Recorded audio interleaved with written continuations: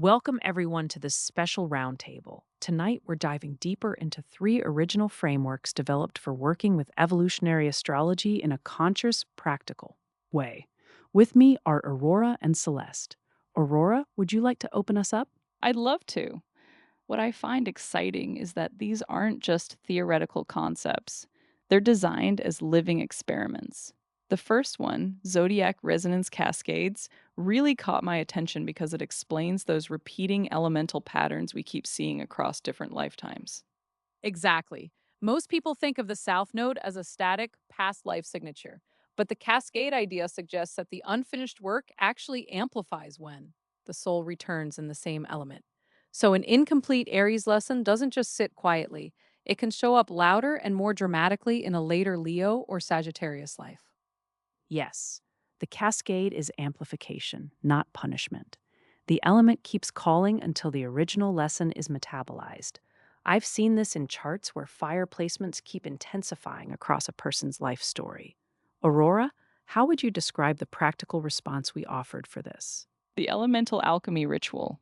First, you identify the cascade through the South Node, its planetary ruler, and any aspects to the nodes. Then you build a small physical altar using the opposing element. For a fire cascade, you bring in earth, soil, stones, seeds, salt. You write the unresolved trait on paper, speak it aloud, then speak the North Node quality as if it is already embodied. You burn the paper safely and plant the ashes with a seed. That final act grounds the energy into form. I really like that it is so tangible. Astrology can stay abstract for years. This ritual gives the body something concrete to do, which is often exactly what is missing when we try to shift deep, long standing patterns. The planting of the seed feels especially powerful. It turns release into new growth. Beautifully said. Let's move to the second framework, nodal echo fields. Celeste, would you walk us through the core idea? The lunar nodes stay in a pair of opposite signs for about 18 months. Everyone born within that window shares the same nodal axis. The echo field theory proposes that these people form an energetic field that actively draws them together in the current lifetime. They meet so they can mirror and resolve the south node patterns collectively rather than alone. That explains so many of those instant recognition friendships or partnerships. You meet someone and feel like you've known them forever, and later you discover you share the same south node or the same nodal axis. The field is doing its quiet work beneath the surface.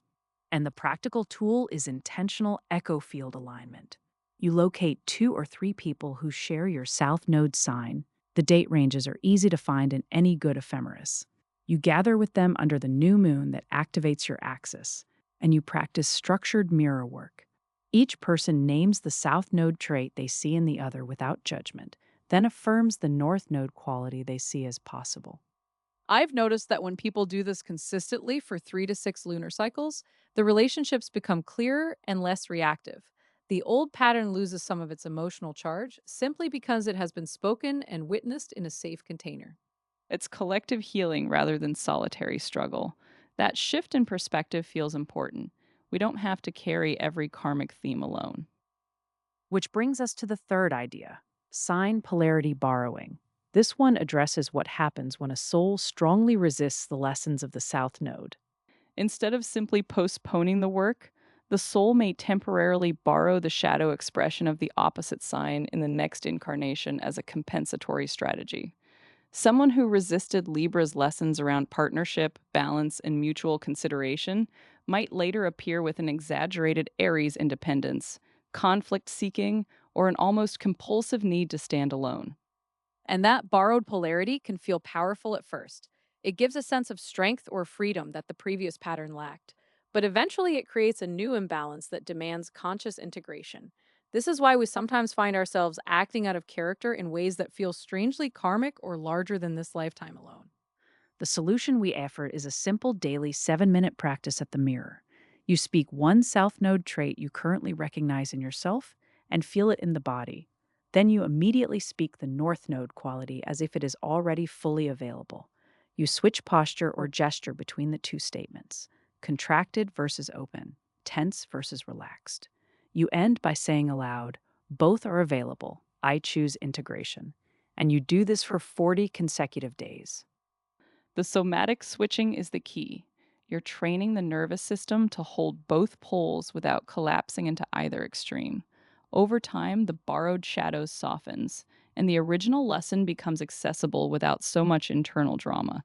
And that feels like real evolutionary work, not forcing change, but creating the conditions in which change can happen more gracefully. These three frameworks, resonance cascades, nodal echo fields, and sign polarity borrowing, are offered as living experiments, not fixed doctrines. They invite us to treat the birth chart as a dynamic map of consciousness rather than a static set of personality traits. Work with them gently. Observe what shifts in your closest relationships, in the emotional patterns that keep returning, and in those sudden impulses that feel as if they carry the weight of more than one lifetime. The stars do not dictate, they illuminate. And the soul, when it is met with patient, conscious attention, continues its long and steady evolution. Thank you both for this conversation, and thank you to everyone who has been listening. May your next cycle be clear, kind, and deeply intentional. Thank you. It's been a real pleasure. Yes, until next time.